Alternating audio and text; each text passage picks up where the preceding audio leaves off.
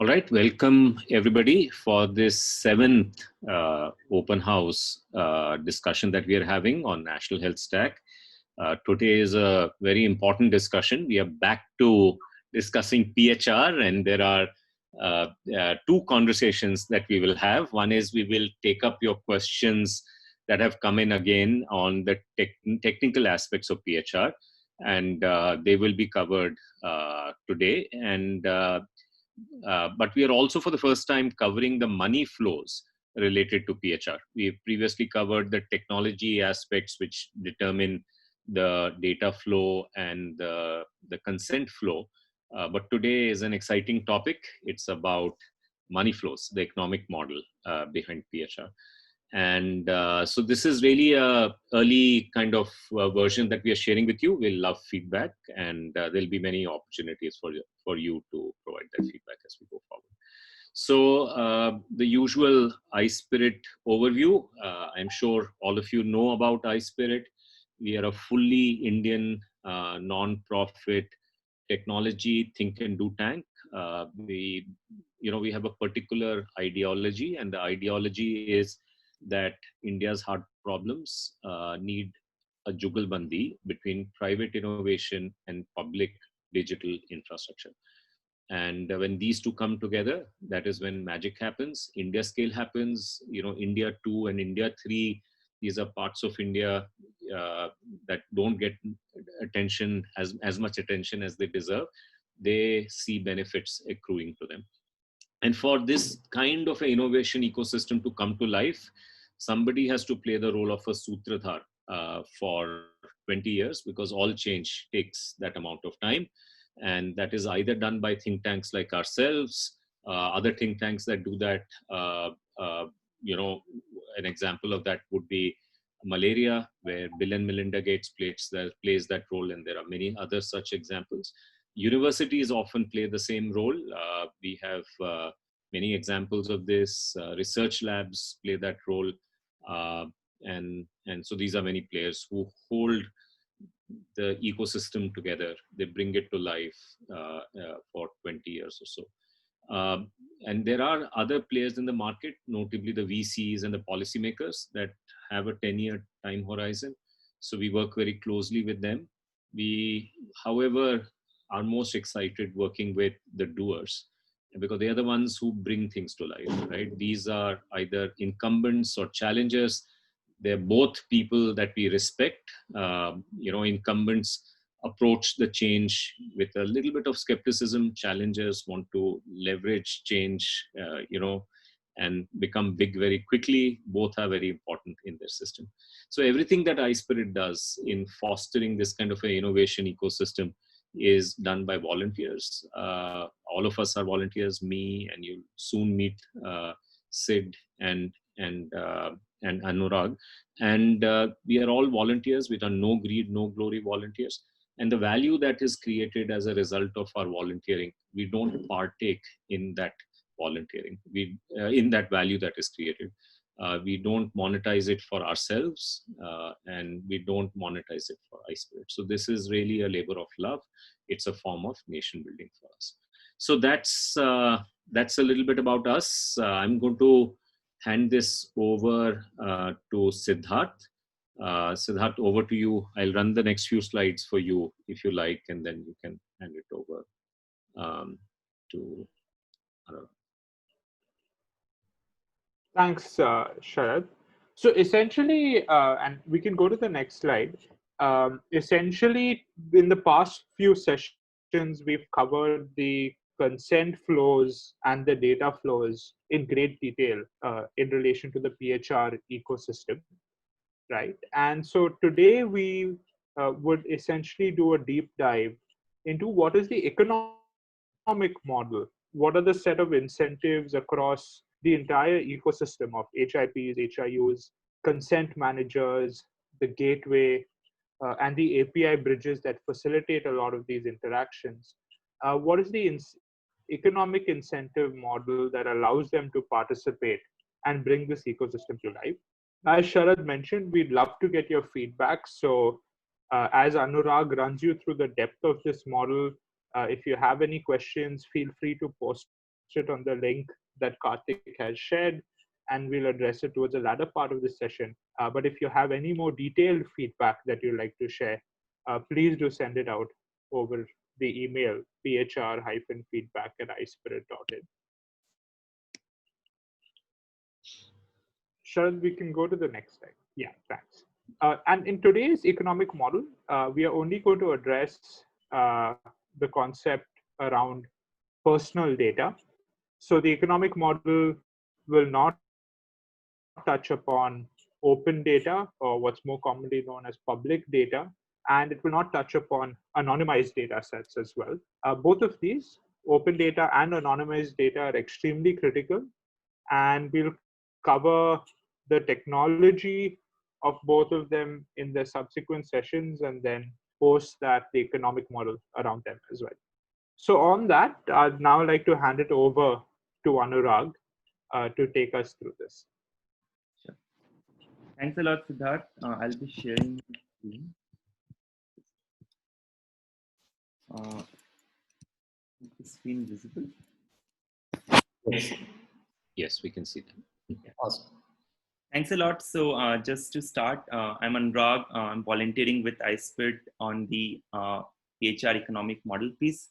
Myself, I'm an entrepreneur running my talent startup.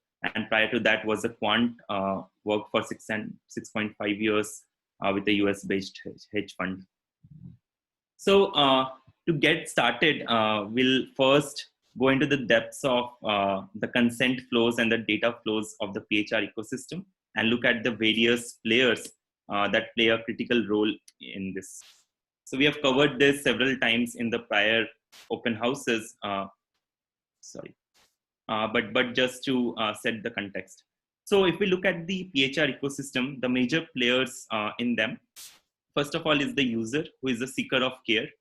The user goes to the HIPs, which consist of the hospitals, the labs, the clinics, which provide care to the user in terms of either treatment or diagnostic services, etc.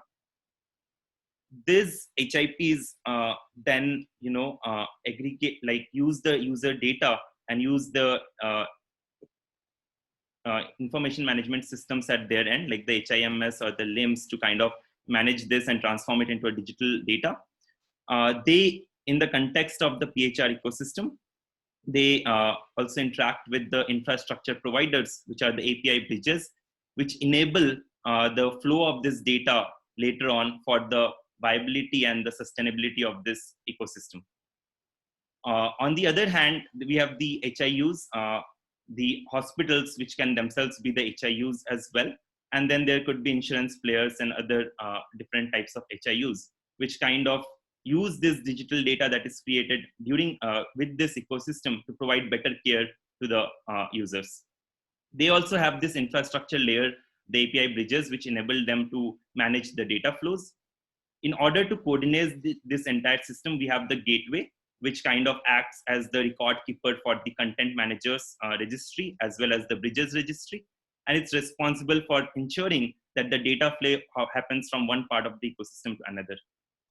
Consent managers play an important role. They are the ones that actually provide the consent from a user's perspective to enable an HIP to provide the required information to the HIU for enabling better care to the patients. So that's how the ecosystem players look like. We'll go into how this then transforms and leads us into the proposed economic model. So before we go to the economic model, what were the core principles that actually drove us behind the creation of this? So first, we follow the work done principle. That is, each actor in the ecosystem is compensated, or the model that we have proposed is compensating them in direct proportion to the work that they have been doing or are expected to do. The second is utility-based payments. So in our ecosystem, we see that users derive a lot of utility from this ecosystem, because once the digital data is created, it will enable them that they can access better care in future. So user is one that seeks the utility from this ecosystem, and the entity that derives maximum utility from the ecosystem also acts as the players to enable the creation and the growth of this ecosystem. Another player that we have seen, HIUs, they are enabled by this ecosystem to provide better care to the patients. And again, the model that we have built tries to take this utility factor into account. The last piece is the value-based pricing. So for this economic model, we know that the healthcare transactions that happen are of different shapes and sizes, starting from 100 rupees for small consultations to as high as 50,000 bucks for hospitalizations. So in this model, we have tried to encapsulate the value-based approach. That is, the pricing will be finally dependent on the end perceived value of the customer.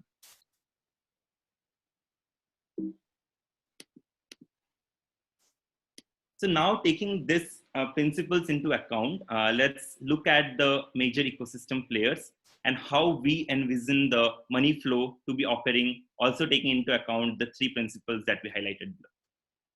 Also, as you will see, the dotted arrows represent the transactional flows, and the full arrows represent the one-time money flows that occur. So in this ecosystem, to kickstart the ecosystem, we believe that the users will be the ones that will enable the kickstart of this ecosystem by paying for the data that is being created. We wanted to highlight that we take a longer term view, and we believe that users will be able to benefit from this data in terms of better care that will be provided to them. So a user approaches the HIP for his treatment, for care purposes, his or her treatment and care purposes, and pays a small fee to the HIP for the creation of this digital record, which serves as the digital healthcare record that can flow over a number of years. Now, this HIP uses this digital record in order to create and store it for a certain period of time. It pays the API bridge a one-time fee, which allows it to store for, say, 10 years, 12 years, depending on the charges. And also, the HIP then pays this API bridge on a more transactional basis whenever there is the flow of information required from this HIP to, say, another HIU. So that's the dotted arrow from the HIP to the API bridge one. Now let's go to the other side, which is the HIUs. Obviously, the API bridge one spends at its end to manage the infrastructure provision. Now, if we go to the other side, which is the HIUs, which could be HIPs themselves or other labs or a personal health locker or insurance, they provide the healthcare services to the user by using this digital data. Now, in order to access the digital data, they also need consent from their users, which is why they have to request a consent through the gateway to the consent manager. And in order to request this consent, they pay a small fee to the consent manager for every consent that they get. So that's the dotted line going from the HIU to the CM1.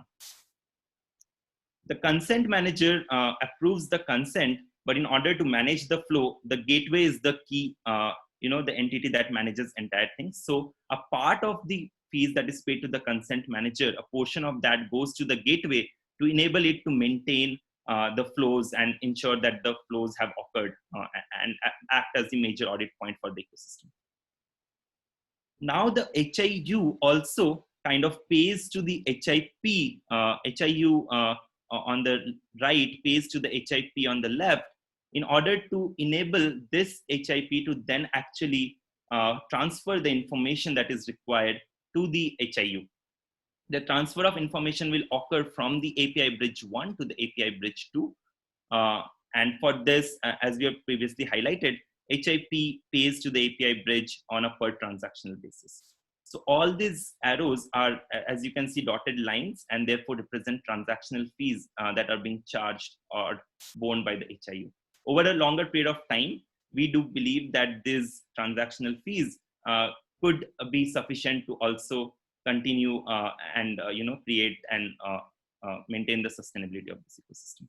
The gateway also has a specific one-time registry fee that it gets from the consent managers and the API bridges for their registration.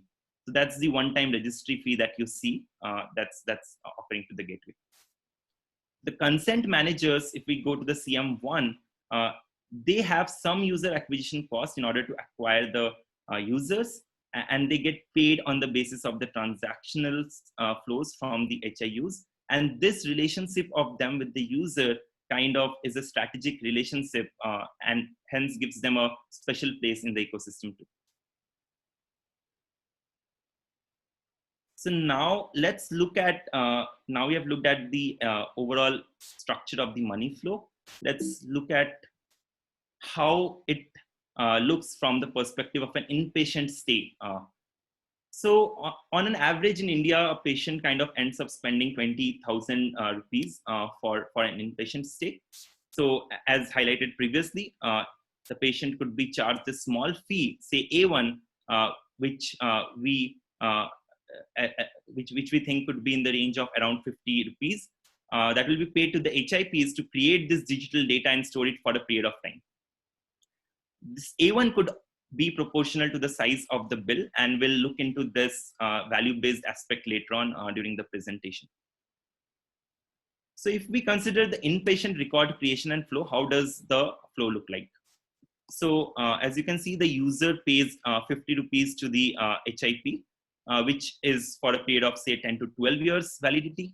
A portion of that 25 rupees is paid as a one-time fee from the HIP to the API Bridge 1 to enable it to store this information, to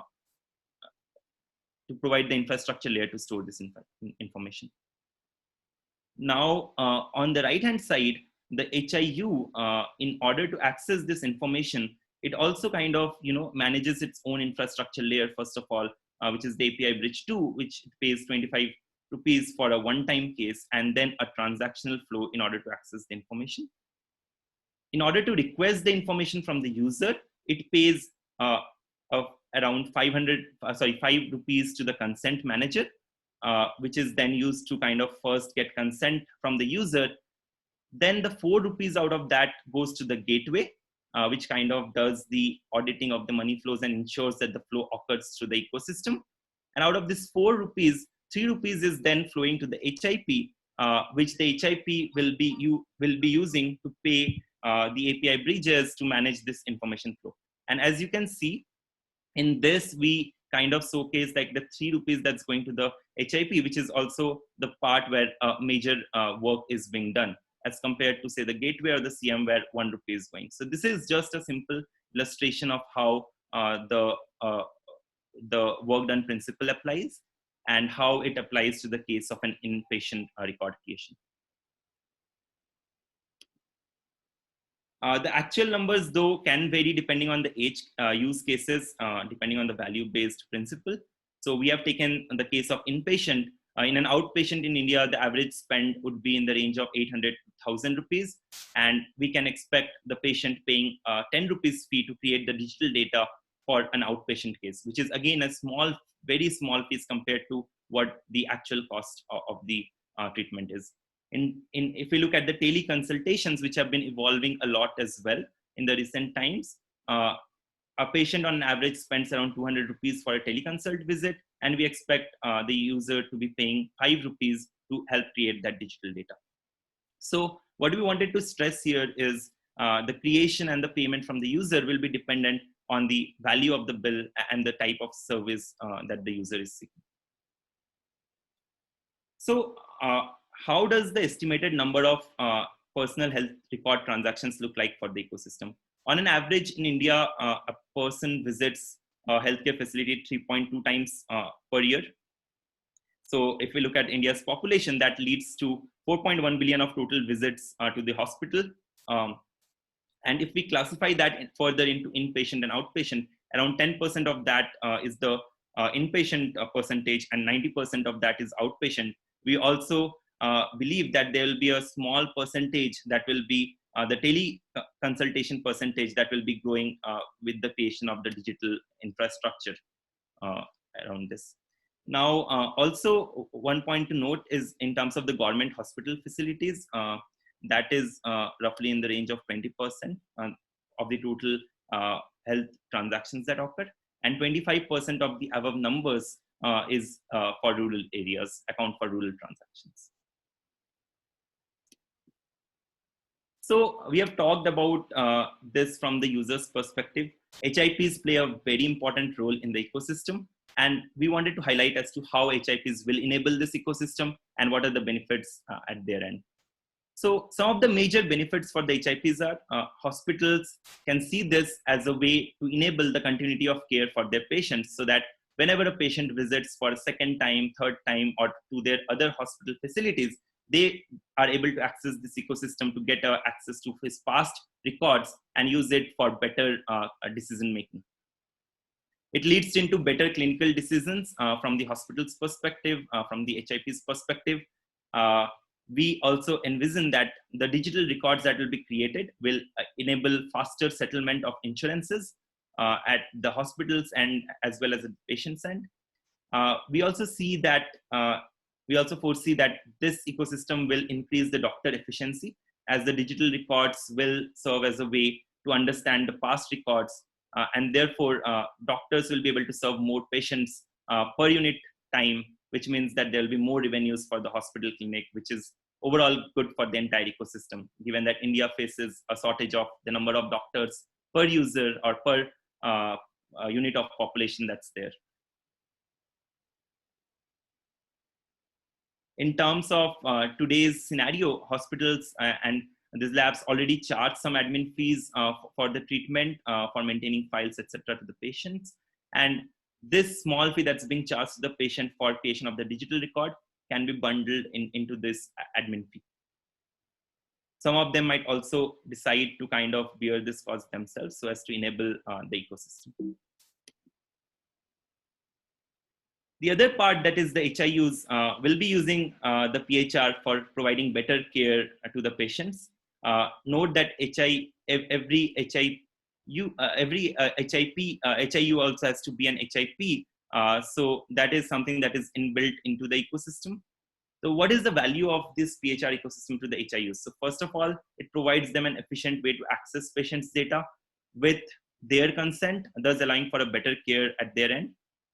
We also envision that this will allow for the creation of a new class of HIUs that will start using digital data. For example, newer categories that will be created on the insurance side, health lockers that will provide different services to the people for better care. And therefore, the better care providers will derive a lot of utility from this ecosystem. And those that are able to do it successfully will also win the market share. We wanted to specifically talk about the special class of HIUs, insurance players, who play an important role in the entire healthcare ecosystem of the country. Today, if we look at the cost of processing any insurance claim, it's roughly in the range of 1,000 to 1,200 rupees per insurance claim. And with the creation of this digital data, we envision that there is a possibility to reduce this cost to a huge extent. Settlement times for a hospital's perspective varies from 30 days to even 6 months. And therefore, this is something that is a burning pain point for the hospitals in terms of access to working capital. So there's a possibility to reduce the settlement time and thus again enable and provide better care to the patients. The third is, today in the Indian ecosystem, we do not see a lot of OPD type insurances and other new insurance types. So this ecosystem, we believe, will also enable the creation of extensive OPD type of insurances and other new insurances.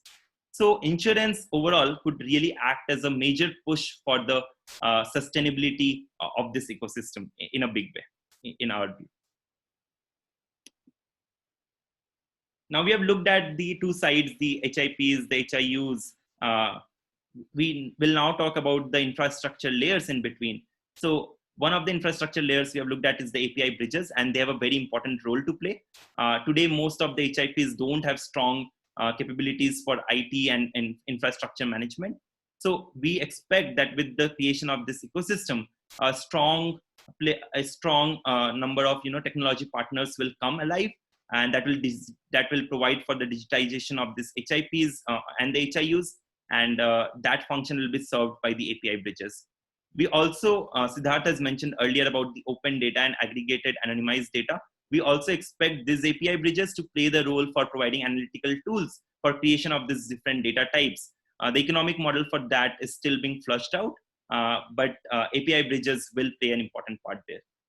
In terms of the economic model, they charge the HIPs or the HIUs for digitization as a one-time fee, and then charge them per transaction basis to enable the sustainability and the maintenance of this ecosystem. Consent managers, we have talked about, they are the consumer-facing part in this entire ecosystem and play a pivotal role therefore. So they're also a very new player that's being created as a result of the DAPART guidelines. So consent managers today will act as the data fiduciary, ensuring that the patient's data, the patient has the control over their data, and without their permission, there is no transfer or flow of information from one HIP to another HIP or one HIP to an HIU, etc. Over time, the consent manager ID we envision will be one of the key identities that a user will carry in their pockets, and therefore there's a huge strategic value of the relationship and which can be utilized in different ways for monetization purposes as well. In the context of the ecosystem, consent managers are paid by the HIUs for every consent approval and have to pay a portion of that to the gateway to enable the flow of information as per the consent given by the user. So finally, coming to the summary of the money flows as to how for each of the ecosystem player the money inflows as well as the outflows. For the HIPs, they'll be charging the patients for digital record creation and will be charging the HIUs to provide access to that information based on a consent of the user. In terms of outflows, they will have to pay for the infrastructure cost of these bridges to digitize and facilitate information flow. For the HIUs, they will provide a better care to the patients, and in terms of them, the ones that get better market share will be the winners here, and that's where the money inflow will come from. In terms of outflows, they have to pay the consent managers, a portion of which goes to the gateway, and then a portion that goes to the HIPs to ensure that the information is flowing from the HIP to the HIU as per the consent. Consent managers, they will be charging this HIUs for consent and pass a portion to the gateway, as we have mentioned already. And there's a strategic value with the customer, which can be leveraged and is a longer term relationship. They'll have to spend in terms of acquiring the customers. In terms of the HIP and the HIU bridges, they will be charging a fixed fee for the digitization and then a transactional fee per data flow. In terms of outflow, they'll have to bear the cost of the infrastructure maintenance and the platform maintenance. In terms of user, they will benefit from better care from the healthcare apps that are created around digital data, and they will be paying the hospital for access to the digital record. For the government, we envision that the digital record creation will enable faster assessment of epidemics and will have a lot of benefits for the public hospitals as well. In terms of outflows, implementing the system for the government hospitals and the healthcare facilities is where they'll have to spend their money. So that's pretty much it in terms of the model. In terms of feedback, again, we wanted to call it out that this is still in design phase. We will love and appreciate all the feedback on this. So please email us at phrfeedback@iSPIRT.in for feedback on this. If you have any queries and questions, post them in the link that's provided. And if you are interested in being, the first players to kind of initiate this ecosystem, please email at community@iSPIRT.in. I'll hand it over now to Siddharth for the personal healthcare records data Q&A that have been asked by our listeners on the previous sessions. Thanks a lot, Anurag. I'll just share my screen.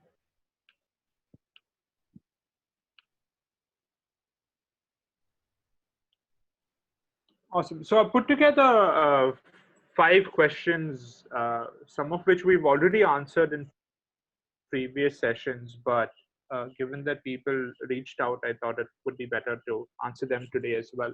So the first question is it mandatory to use the open source project ECA implementation that's been published on GitHub? And the answer is no. So the technical standards have been published and shared with all of you. And essentially, the Project ACA implementation is just a reference implementation, an open source reference implementation of those technical standards. So you can therefore use it to get a working version, a working prototype up and running on your local system and see how the entire end-to-end flow works, either as an API bridge, as a consent manager, as a gateway, or as an HIP, HIU. You may choose to reuse some parts of the open source code base if you so feel like. Otherwise, you may choose to build it from scratch in accordance with the interfaces that have been published. And based on what we saw in the last session, a lot of people and the demos that took place, a lot of companies have actually built theirs from scratch while they use the open source version more as a basic test environment.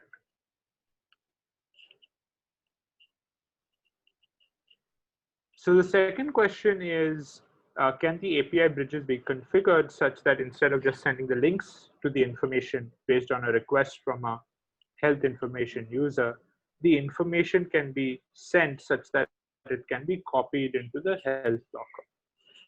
So the way the data flow works is initially the link / pointer to the information gets shared, and then the HIU needs to fetch that data. So they will initiate fetch data request against that URL, and then as a response, they will receive the actual data packet, which they can then store in accordance with terms of the consent artifact. Now, in the case of a health locker, one may also set up a standing consent so that every time data gets generated against your consent manager's ID, that data can be pushed into your health locker. So much like, for example, when you go to a diagnostic lab today, and when your test results are ready, they push it to you via SMS or email. In the new paradigm, if you've given them your consent manager ID and you've linked your consent manager with a health locker, they can actually push that health data straight into your health locker, and that acts as a long-term data store. So subsequently, whenever an HIU, any other HIU, asks for access to the data, for example, let's say it's a doctor for a second opinion, then that data can be retrieved from the health locker itself. Then we got a few questions around the health ID and the design and construct of the health ID. Is it federated? Is it unique? How does it work? So the approach that's been adopted for PHR is the usage of federated health identifiers. So if you take a look at it, we can take a look at it from two perspectives. One is historic data that's been linked against your identity, and then the second is data going forward, looking into the future. So on the left-hand side, what you see out here is, say, in the past, you went to a lab, that lab generated your health records against your PMJ ID. Then you went to a clinic, that clinic generated your prescription records against a mobile number and demographic. And then you went to a hospital and they generated a discharge summary that was linked to the own hospital issued ID or the provider ID. So for the first time, when you sign up with your consent manager, using the standardized discovery protocol, you'll actually be able to fetch your data across multiple identifiers and aggregate it into one place to create a longitudinal view. That's step one. Going forward, when you've registered with your consent manager, you get issued a consent manager ID. In this case, it's Saurabh@CM. This consent manager ID will now be acceptable at various labs, clinics, and hospitals. So the next time when you go to them, you can actually give them your consent manager ID, and then when they make the data available, that data will be linked by default with your consent manager ID. So it makes it extremely easy to share it the next time around.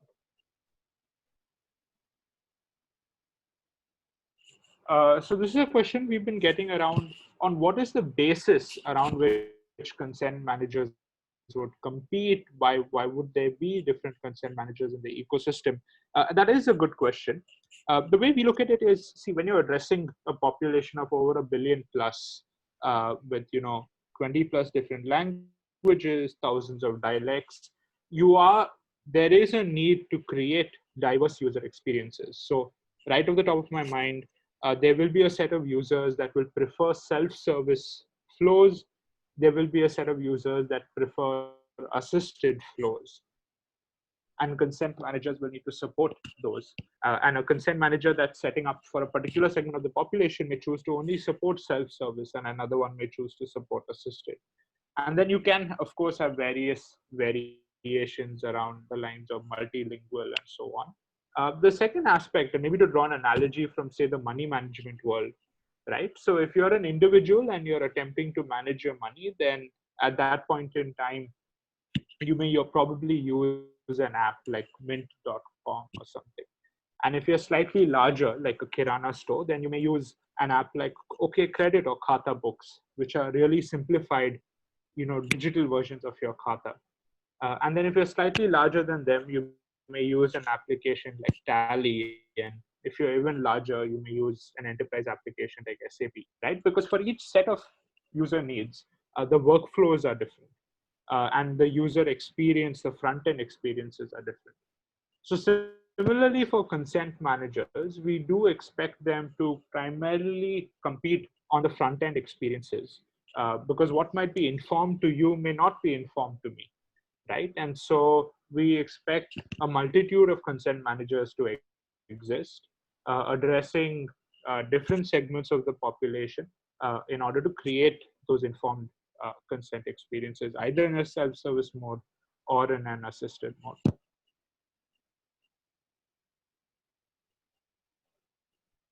And the last question is, how does the principle of reciprocity work? Anurag also touched upon it earlier. And what happens if I'm a lab? The principle of reciprocity is essentially, if you are an HIU, you also must be an HIP. But what it means is, if you're an HIP, you can do just that, right? So there was a question around, if I'm a diagnostic lab, I'm just an HIP. So what does that mean in terms of the reciprocity principle? And that's completely aligned with it. So the way the principle of reciprocity is oriented is that if you are consuming data, right, and by virtue of consuming it, you're hence creating value for the patient and for yourself, either as a doctor who's doing a second opinion, insurer as part of a claims process, and so on. At that point in time, you must also be a provider of data. Otherwise, the ecosystem will never come to life. So if you're an insurer, for example, while you may be a consumer of health information at the time of claims and auto adjudication, you're also a provider of data for insurance policies, right? Because you issue insurance policies against a particular identity, and those policies must be shareable. In the case of labs, they will primarily be providers of information, and for doing that service, as Anurag spoke earlier, they'll also get appropriately compensated.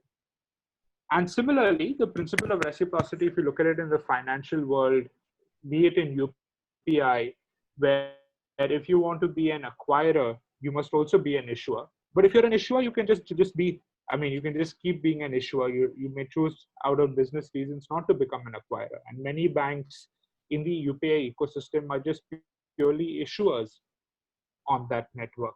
Only a select set of banks are acquirers or HIUs in our frame of reference. Similarly, in the credit bureau model, where in credit bureaus, if you want to consume data from bureaus, you must also report, right? So the principle of reciprocity is well established. And if one only wants to be a provider, then by all means, they may continue to do that and get adequately compensated for those transactions. That's it from my end in terms of questions. We've got a few questions that have come in. So maybe Sharad, if any of them you'd like to take up. Yeah, so I think if we can, one of the questions that is come up is, can the information layer, just like the transaction layer, be also architected in this gateway format to prevent multiplicity of work slash misinformation? You want to clarify a little bit about our thinking, Sid, about these three layers: the data layer, consent layer, and the money layer, and how do they interoperate? If you can spend a few minutes talking about that. Sure. So, was that question in the context of PHR, Yeah, Sharad, or yeah, Ocean? yeah. It's in the context of PHR. Okay, okay. So the base, so fundamentally in the PHR ecosystem, we have unbundled the consent flows and data flows, right? So as you're aware, they're both separate from each other, and the consent flow is being intermediated by the consent manager that is separate from the HIU and also separate from the custodian of your data, which is typically in the old paradigm, the collector of your consent. And since there'll be an ecosystem of consent managers that come to life, the flows between all of them are intermediated through the gateway that we've defined. So the base consent flows and data flows are standardized and the APIs have been published. And essentially, layering on top of that is the entire money flow and settlement ecosystem that Anurag has brought to life. Now, essentially, this outlines a structure for the money flow where if an HIU is using, has obtained consent, and once they've obtained consent, receive data, process it, they need to adequately compensate all the other participating members in that transaction. However, the specifics of it in terms of, while this is the broad structure because this is the structure that's right for the ecosystem, the specifics around what will be the caps, what will be the base price, and so on, and also elements around some players may decide to absorb those costs as a marketing mechanism. All of those options are also available to the ecosystem. What we've shared is just an outline of what the right structure would be, but the specific unit prices has been left to the market players to define. Excellent. Anurag, one other question that has come is if the HIU and the HIP, the transaction is, the information flow is actually from HIP to HIU, which are the same entity, same ownership, then how does the economic model work? Sure. So uh, in the PHR ecosystem, when we outline it, we showcase HIPs and HIUs different entities. Obviously, there, as Sid mentioned, the HIPs could choose to be HIUs as well. So there is a case where an HIU could be an HIP, and I'll take an example where, say, a patient goes to one of the hospitals where he has received care, say, 6 months before. Now he's going to that hospital for another use case, but in order to get better care, it might be useful for the hospital to kind of get access to that patient's past record. So in that case, the consent will still flow from the consent manager, wherein the user will still give consent to allow the doctor to look at the past record. And in that case, the segment wherein the gateway was kind of paying to the HIP for the information transfer, the HIU being the same HIP, that part might not need to occur. In terms of the money flows, that might still occur. But if we look at the ecosystem's perspective in terms of the netted flows, there will be a portion that will be netted off between the HIP and the HIU in that case. Does that answer? Yes, I think. Another question that is there is that who determines the pricing? And maybe I can quickly take that. Will that be the government or will that be some other entity? So as far as possible, this has been designed to operate with market pricing, but clearly some regulatory support will be needed. iSPIRT's preference is that we want to encourage the creation of what we call as self-regulatory organizations. And these are organizations that are collection of market players that take on the responsibility of also creating the right rules for outcomes that would be favorable to the customers and to the ecosystem at large. And there are illustrations of this. Amphi does that for mutual funds. There is diceindia.org.in has an aspiration to become that for the UPI ecosystem. Sahamati is on its way to become that for the account aggregator system. So we expect a similar SRO to also emerge over time. That would be our preference, and that keeps the actual government-based regulation lightweight. And we would like to go down in that direction, but that requires the market players to show leadership and self-regulation, and optimize for the long-term outcomes of the ecosystem rather than short-term interests that may be more suitable for here and now, because the market expansion will only take place when we take that kind of a view. So all that will sort itself out as we go forward. But right now, our primary driver is that market forces will drive us in the right direction with respect to actual numbers that will emerge from this kind of economic model. So with that, we'll continue to look out for your questions in the link that Karthik has shared. This is the same link where we collect all the questions. So they last from one session to the next, and at some point in time, it allows us to take all those questions and the answers that we've come, write it up, and even issue as a FAQ. So please continue to send questions. Our next session is on 14th. It is not on 8th. Yesterday, we were aiming to do it on the 8th, and then when we went back, we realized that was very aggressive. We therefore would be covering that on the 14th. So there's a change. Please note that, and we look forward to seeing you in our next open house session. Thank you so much.